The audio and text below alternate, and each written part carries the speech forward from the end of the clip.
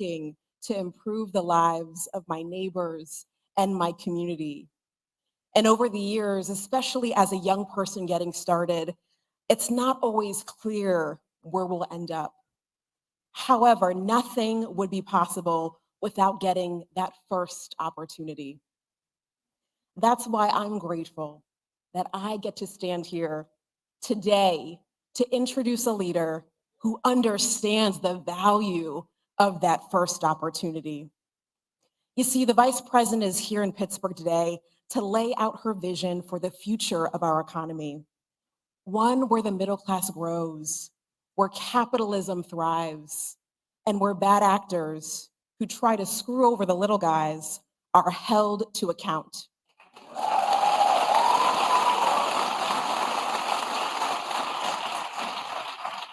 And we know this. There's no better place to deliver such an address at such a time as this, right here in the Steel City.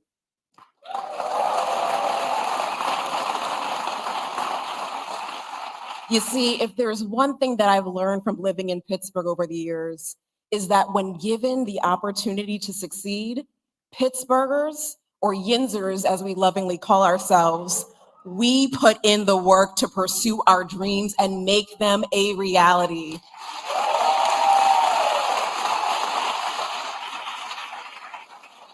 Kamala Harris is committed to make sure that access to opportunity is a reality for everyone, not just those like Donald Trump who were born with a silver spoon in their mouth. You see, today's speech is Vice President Harris's chance to tell the American people why she believes, what she believes about fairness, about building and expanding the middle class, and about how we ensure that every child in this great nation has equal access to the American dream, and how she'll get it done as president. You see, we've seen what Donald Trump did. As president, he blew up the national debt, gave tax cuts to millionaires and billionaires at the expense of working people, and created incentives to ship jobs overseas. If reelected, we know that Trump and his extreme Project 2025 agenda would raise costs for working families, usher in a recession, and destroy good-paying, family-sustaining jobs that Kamala Harris has fought so diligently to create. We can't go back. We can't go back. We must elect Kamala Harris in November, not just because it's important that we have a leader with the character to be present, but because working families across the nation are depending on her. With that, it is my honor to introduce someone who has dedicated her life to public service, a woman who has spent her entire career fighting for everyday Americans. And let me remind you of her background as a prosecutor. She took on, you know the story, y'all. She took on violent criminals and held them accountable. As Attorney General, she fought for hundreds of thousands of homeowners after they were defrauded by the big banks. And as United States Senator and our Vice President, she has continued to fight to lower costs for working families while growing our economy and working to make it more fair. Without further ado, I am overjoyed to welcome the next president of the United States, Kamala Harris.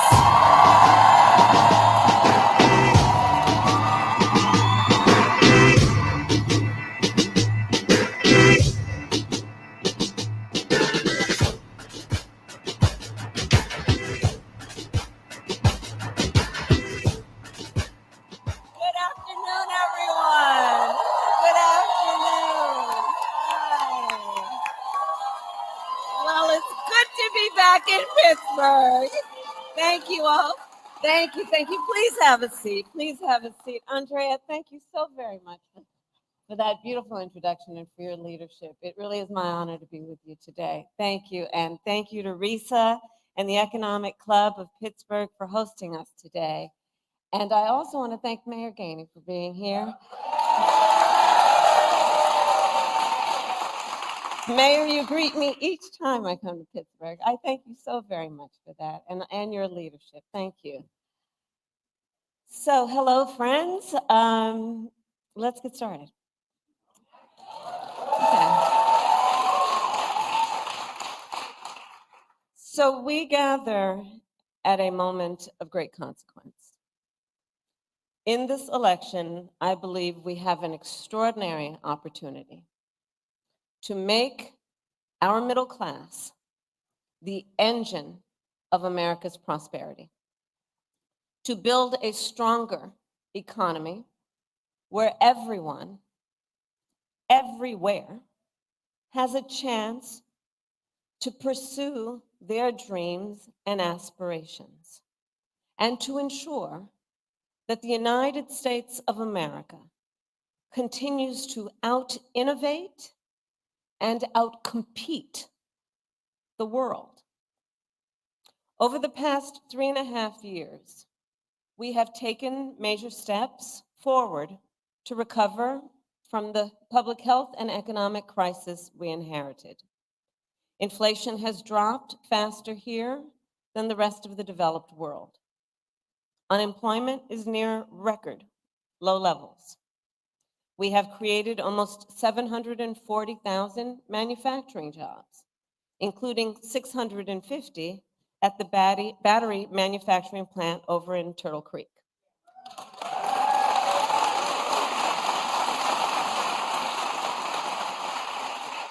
And we have supported another 15,000 jobs at Montgomery Locks.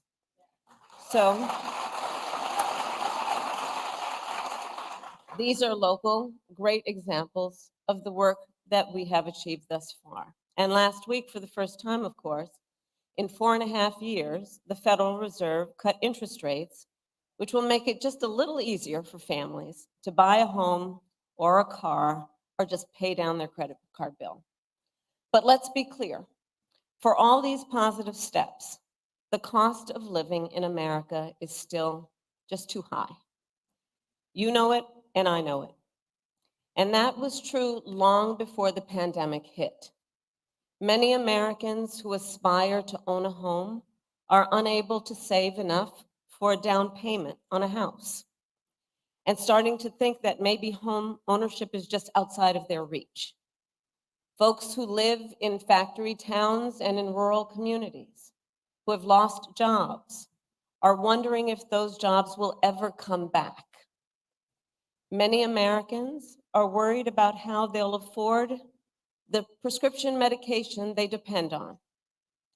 All of this is happening at a time when many of the biggest corporations continue to make record profits while wages have not kept up pace. I understand the pressures of making ends meet. I grew up in a middle-class family, and while we were more fortunate than many, I still remember my mother sitting at that yellow Formica table, late at night, cup of tea in hand, with a pile of bills in front of her, just trying to make sure that she paid them off by the end of the month. Like so many Americans, just trying to make it all work. Every day, millions of Americans are sitting around their own kitchen tables and facing their own financial pressures. Because over the past several decades, our economy has grown better and better for those at the very top, and increasingly difficult for those trying to attain, build, and hold on to a middle-class life. In many ways, this is what this election is all about. The American people face a choice between two fundamentally very different paths for our economy.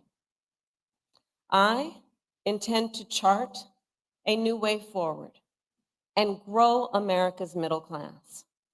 Donald Trump intends to take America backward to the failed policies of the past. He has no intention to grow our middle class. He's only interested in making life better for himself and people like himself, the wealthiest of Americans. You can see it spelled out in his economic agenda. An agenda that gives trillions of dollars in tax cuts to billionaires and the biggest corporations, while raising taxes on the middle class by almost $4,000 a year, slashing overtime pay, throwing tens of millions of Americans off of healthcare, and cutting Social Security and Medicare. In sum, his agenda would weaken the economy and hurt working people and the middle class. You see, for Donald Trump, our economy works best if it works for those who own the big skyscrapers, not those who actually build them, not those who wire them, not those who mop the floors.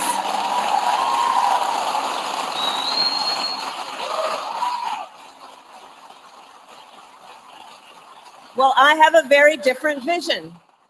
I have a very different vision for our economy. I believe we need to grow our middle class and make sure our economy works for everyone, for people like the people in the neighborhood where I grew up and the hardworking Americans I meet every day across our nation. So I call my vision the opportunity economy. And it's about making sure everyone can find a job and more and more. Because frankly, having a job, I believe, in our ambition and aspiration should be baseline. And we should aspire and have the ambition and plan to do more. I want Americans and families to be able to not just get by, but be able to get ahead.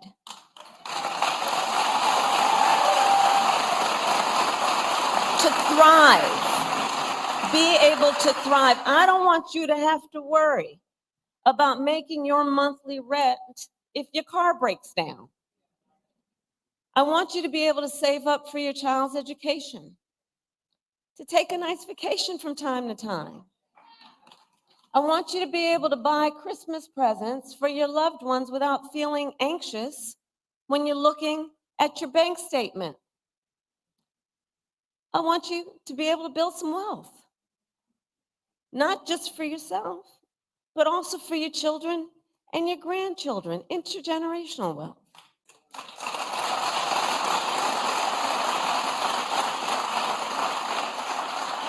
And here's the thing, here's the beauty of it all. We know how to build an economy like that. We do know how to unlock strong shared economic growth for the American people. History has shown it time and again. When we invest in those things that strengthen the middle class, manufacturing, housing, healthcare, education, small businesses, and our communities, we grow our economy and catalyze the entire country to succeed. I have pledged that building a strong middle class will be a defining goal of my presidency. And the reason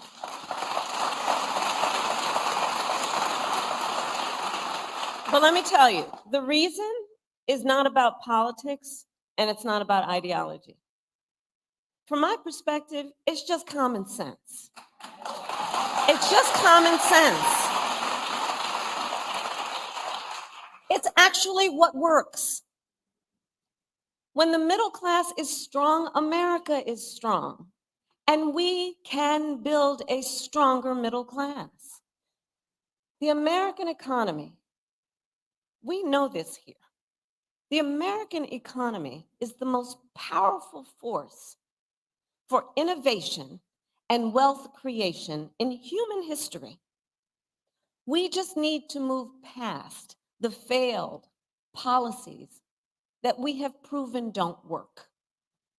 And like generations before us, let us be inspired by what is possible. As president, I will be grounded in my fundamental values of fairness, dignity, and opportunity. And I promise you, I will be pragmatic in my approach. I will engage in what Franklin Roosevelt called bold, persistent experimentation.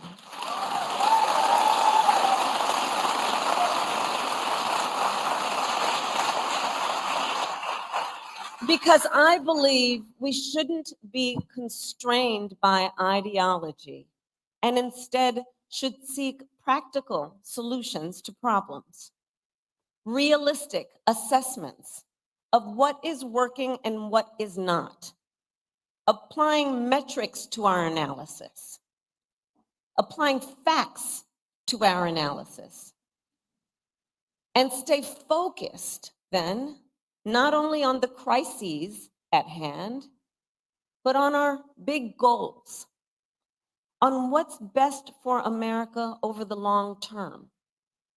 And part of being pragmatic means taking good ideas from wherever they come. Listen, you all know my career. Andrea shared it with you. I am a devout public servant. I also know the limitations of government. I've always been and will always be, and be clear about this, I've always been and will always be a strong supporter of workers and unions. And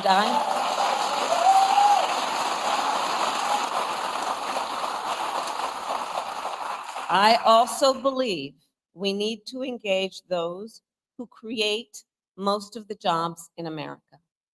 Look, I'm a capitalist. I believe in free and fair markets. I believe in consistent and transparent rules of the road to create a stable business environment. And I know the power of American innovation. I've been working with entrepreneurs and business owners my whole career.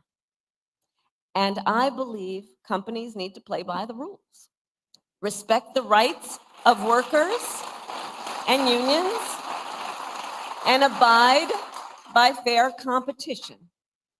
And if they don't, I will hold them accountable.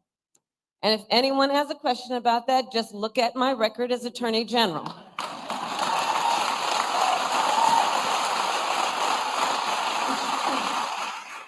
Look at my record in California, taking on the big banks for predatory lending, taking on big healthcare companies for conspiring to jack up prices, taking on a big for-profit college for scamming veterans and students. At the same time, I believe that most companies are working hard to do the right thing by their customers and the employees who depend on them. And we must work with them to grow our economy. I believe an active partnership between government and the private sector is one of the most effective ways to fully unlock economic opportunity. And that is what I will do when I am president. I will target the major barriers to opportunity and remove them. We will identify common sense solutions to help Americans buy a home, start a business, and build wealth. And we will adopt them. So let's start then with the first pillar of an opportunity economy, which is lowering costs. So I made that our top priority for obvious reasons, because if we want the middle class to be the growth engine of our economy, we need to restore basic economic security for middle class families. To that end, the most practical thing we can do right now is to cut taxes for middle-class families and individuals. And that's what we will do. Under my plan, more than 100 million Americans will get a middle-class tax break that includes $6,000 for new parents during the first year of their child's life. To help families cover everything from car seats to cribs. We'll also cut the cost of childcare and elder care. And finally, give all working people access to paid leave, which will help everyone caring for children, caring for aging parents, and that sandwich generation, which is caring for both.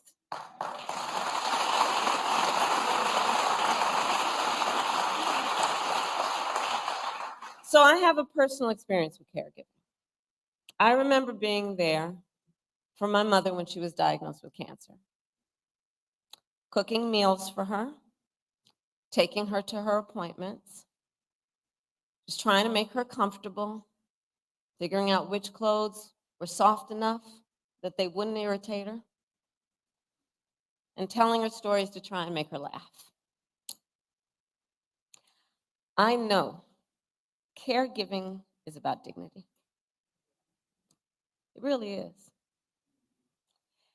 And when we lower the cost and ease the burdens people face, we will not only make it then easier for them to meet their obligations as caregivers, we will also make it more possible for them to go to work and pursue their economic aspirations. And when that happens, our economy as a whole grows stronger. Now, middle-class tax cuts are just the start of my plan. We will also go after the biggest drivers of cost for the middle class and work to bring them down. And one of those, some would argue one of the biggest, is the cost of housing. So here's what we will do. We will cut the red tape that stops homes from being built and take on, in addition, corporate landlords who are hiking rental prices.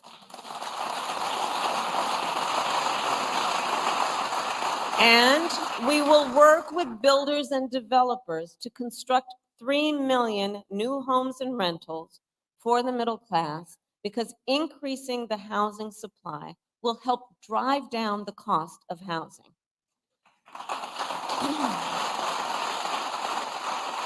We will also help first-time homebuyers just get their foot in the door with the $25,000 down payment assistance.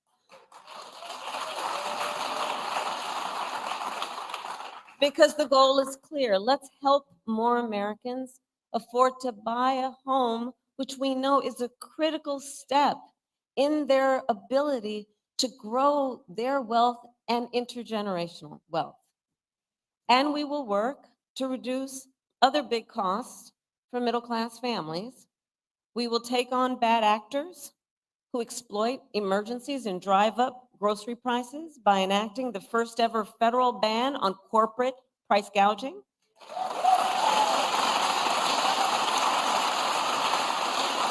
I had the experience of dealing with that when I was Attorney General. We will take on Big Pharma and cap the cost of prescription drugs for all Americans, just like we did for our seniors. Now, by contrast, Donald Trump has no intention of lowering costs for the middle class. In fact, his economic agenda would actually raise prices. And listen, that's not just my opinion. A survey of top economists by the Financial Times and the University of Chicago found that by an overwhelming 70 to 3% margin, my plan would be better for keeping inflation low. Objective economists have been very clear. The second pillar of an opportunity economy is investing in American innovation and entrepreneurship.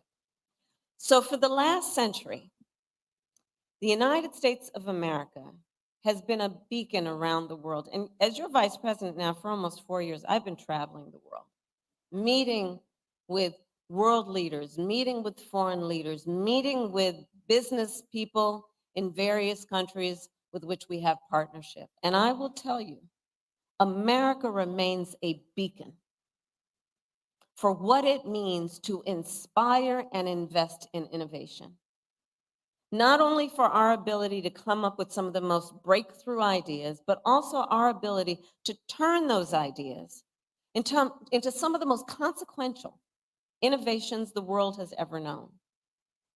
I believe the source of our success is the ingenuity, the dynamism, and enterprising spirit of the American people. To paraphrase, yes, it is, it's our nature. It's our nature. To paraphrase Warren Buffett, since the founding of our nation, there has been no incubator for unleashing human potential like America. And we need to guard that spirit. We have to guard that spirit. Let it always inspire us. Let it always be the source of our optimism, which is that spirit that is so uniquely American. And let that then inspire us by helping us to be inspired to solve the problems that so many face, including our small business owners. So as I travel the country, what I hear time and again from those who own small businesses and those who aspire to start them is that too often an entrepreneur has a great idea, not too often, that's good, and they have the willingness to take the risk, but they don't have access to the capital that they need to make it real. And as Andrea said, not everybody was handed on a silver platter $400 million and then filed for bankruptcy 6 times. Oh, I said that. I actually said that. Well, we can make it easier. We can make it easier for our small businesses to access capital. On average, it costs about $40,000 to start a new business. But currently, the tax deduction for startups is only $5,000. So currently, for startup costs, the tax deduction is $5,000. Well, in 2024, it is almost impossible to start a business on $5,000, which is why, as president, I will make the startup deduction 10 times richer, and we will raise it from $5,000 to $50,000 tax deduction. And provide low and no interest loans to small businesses that want to expand. All of which will help achieve our ambitious, some would say, but that's okay, let's be ambitious, our ambitious goal of 25 million new small business applications by the end of my first term. I know this is very achievable.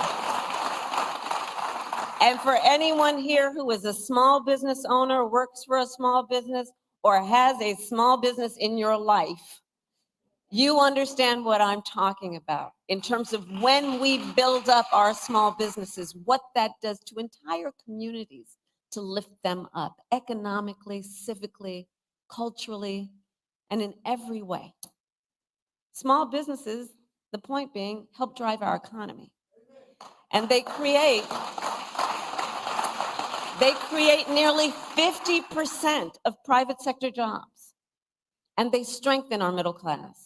And if we can harness the entrepreneurialism of the American people and unlock the full potential of aspiring founders and small business owners, I am optimistic that no one will be able to outpace us. By contrast, Donald Trump, when he was president, has been described by one of the nation's leading experts on small businesses in a piece he published in a major paper as not being good for small businesses. In fact, the title, wait, because I'm bearing the lead right now. One of the leading experts on small businesses published a piece in one of the major newspapers, and the title, I'm going to quote, "Does Donald Trump hate small businesses?" And their answer was yes. Their answer was yes. Because at the same time that Donald Trump was giving a tax cut to big corporations and billionaires, he tried to slash programs for small businesses and raise borrowing costs for them. Instead of making it easier, he actually made it more difficult for them to access capital. And that's not surprising because Donald Trump just does not prioritize small businesses. He does not seem to value, frankly, the essential role they play. But look, when I look at small business owners, I see some of the heroes of our economy. Not only entrepreneurs, but as I said, civic leaders, community leaders, part of the glue that holds communities together. The third pillar of our opportunity economy is leading the world in the industries of the future and making sure America, not China, wins the competition for the 21st century.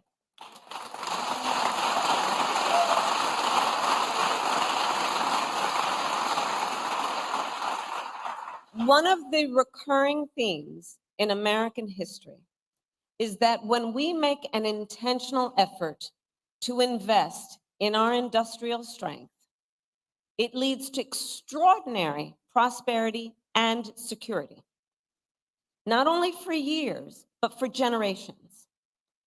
Think of Alexander Hamilton having the foresight to build the manufacturing capabilities of our new nation. Think of Lincoln and the Transcontinental Railroad. Think of Eisenhower and the interstate highway system. Kennedy committing America to win the space race and spurring innovation across our society. From our earliest days, America's economic strength has been tied to our industrial strength. And the same is true today. So I will recommit the nation to global leadership in the sectors that will define the next century. We will invest in biomanufacturing and aerospace, remain dominant in AI and quantum computing, blockchain and other emerging technologies, expand our lead in clean energy innovation and manufacturing.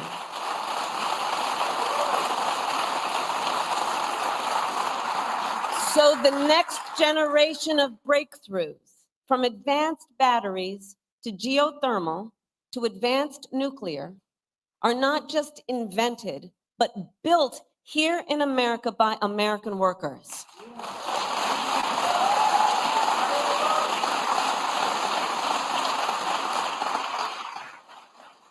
And we will invest in the industries that, for example, made Pittsburgh the Steel City by offering tax credits for expanding good union jobs in steel and iron and manufacturing communities like here in Mon Valley. And across all these industries of the future, we will prioritize investments for strengthening factory towns. This is so important. For strengthening factory towns, retooling existing factories, hiring locally, and working with unions, because no one who grows up in America's greatest industrial or agricultural centers should be abandoned. And understand what that means for real people, people we know, people we care about. We don't have to abandon a strength we've known to achieve a strength that we plan.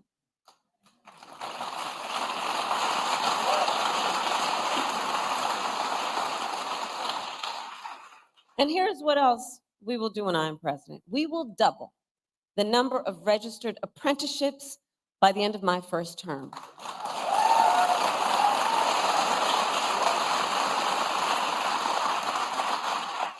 Because I almost made it a goal of mine. I think I am going to fall short, but trying to visit every IBEW local in America, because I'm going to tell you, those apprenticeship programs, those are tough duty, man.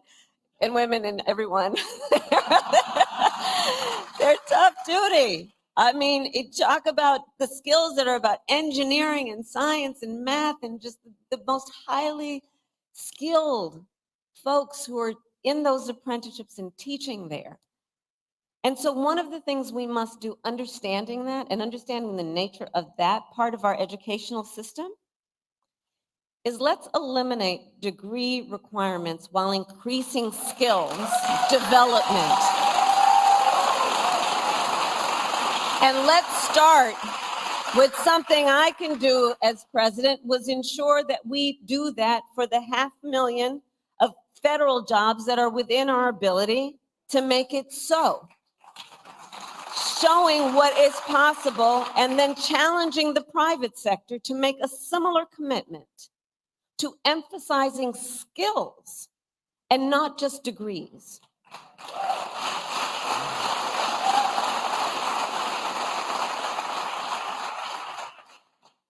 And we will reform our tax laws to make it easier for businesses to let workers share in their company's success. And I will challenge the private sector to do more, to lift up workers through equity, profits, and benefits, so more people can share in America's success and prosperity.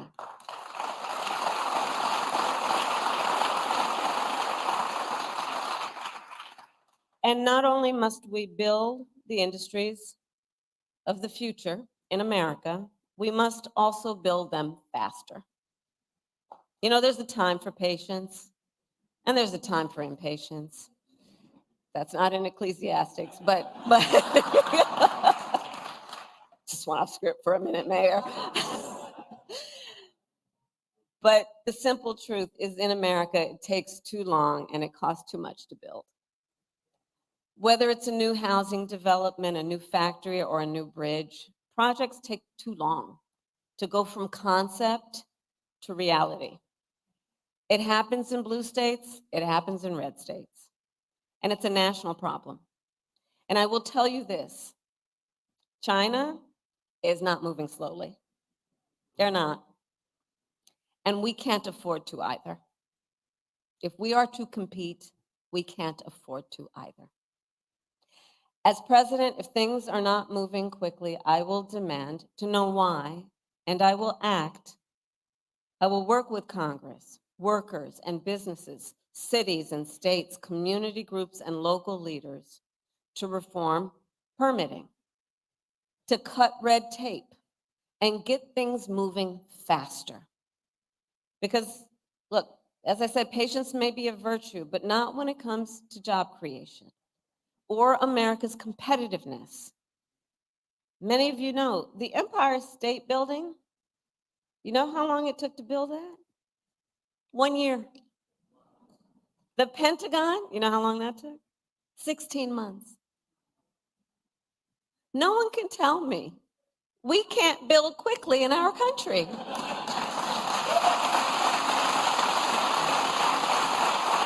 I've got empirical evidence. Now look, my opponent, Donald Trump, well, he makes big promises on manufacturing. Just yesterday, he went out and promised to bring back manufacturing jobs. And if that sounds familiar, it should. In 2016, he went out and made that very same promise about the Carrier plant in Indianapolis. You'll remember, Carrier then offshored hundreds of jobs to Mexico under his watch. And it wasn't just there. On Trump's watch, offshoring went up and manufacturing jobs went down across our country and across our economy. All told, almost 200,000 manufacturing jobs were lost during his presidency starting before the pandemic hit, making Trump one of the biggest losers ever on manufacturing.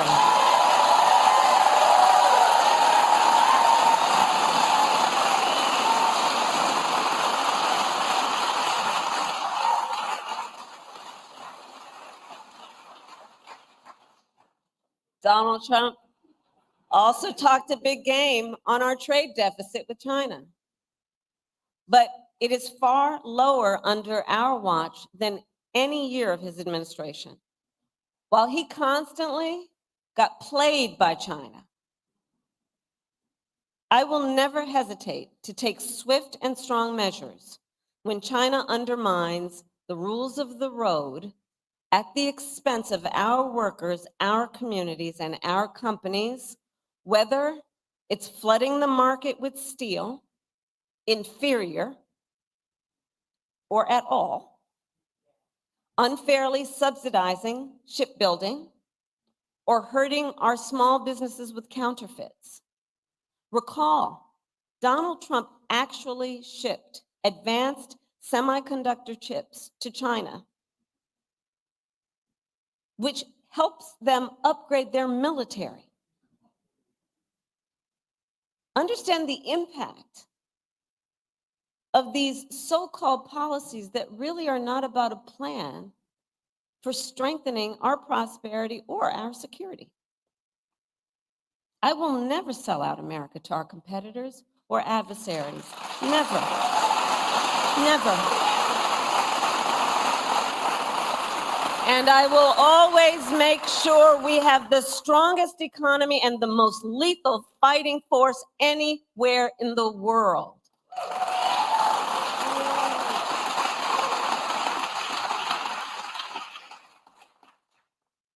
So at this pivotal moment, we have an extraordinary opportunity to chart a new way forward, one that positions the United States of America and all of us who are blessed to call this home for success and prosperity in the 21st century. You know, there's an old saying that the best way to predict the future is to invent it. Well, that is the story of the Steel City. That is the story of the Steel City. The city that helped build the middle class, birth America's labor movement, empower the rise of American manufacturing, and the city where Alan Newell and Herbert Simon launched the first AI research hub at Carnegie Mellon.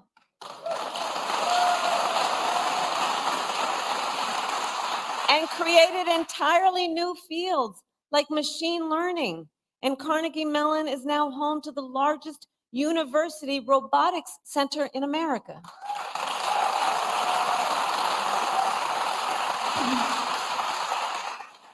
So the proud heritage of Pittsburgh, I so strongly believe, reveals the character of our nation. A nation that harnesses the ambitions, the dreams, and the aspirations of our people, seizes the opportunities before us because we see them, because we believe in them, and then invents the future. That is what we have always done. And that is what we must now do. And I know we will. I thank you all for inviting me. May God bless you. And may God bless the United States of America. Thank you.